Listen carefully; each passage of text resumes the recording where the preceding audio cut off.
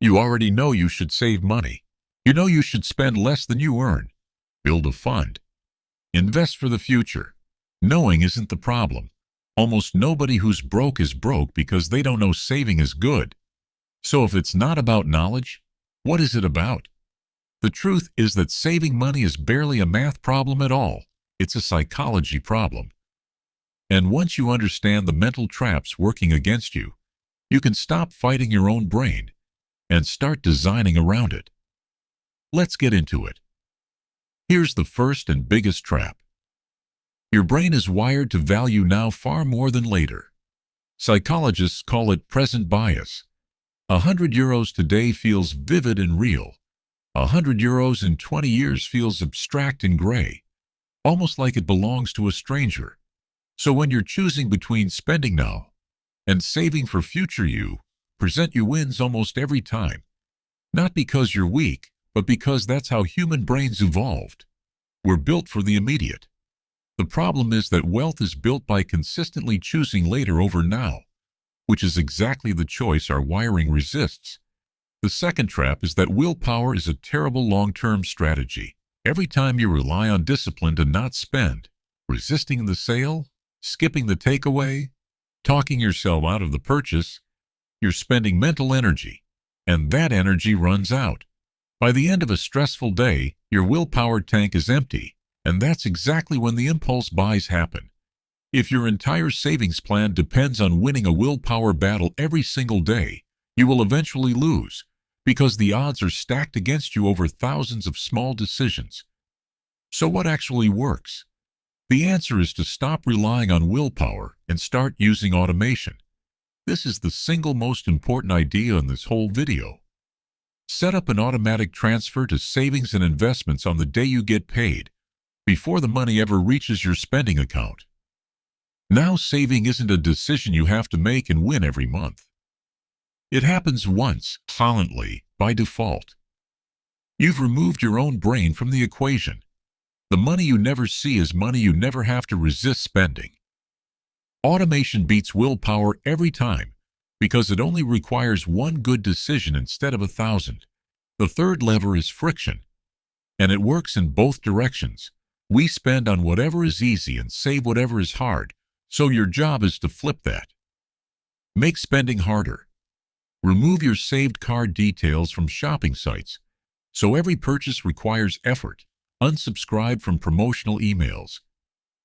Delete the shopping apps that tempt you. Every extra step you add is a moment where the impulse can fade. And make saving easier. Automatic transfers. A savings account you can reach in one tap. Round up features that save your spare change. You're not becoming a more disciplined person. You're rearranging your environment so the easy path is the one that makes you richer. The fourth trap is subtle but powerful. Identity. Most people say things like, "I'm just bad with money," or "I'm not a saver." And here's the problem. Your brain works hard to keep your actions consistent with the label you give yourself. If you believe you're bad with money, you'll unconsciously act it out. The shift is to change the story. Not, "I'm trying to save, but I'm this kind of person who pays myself first." It sounds small, almost silly.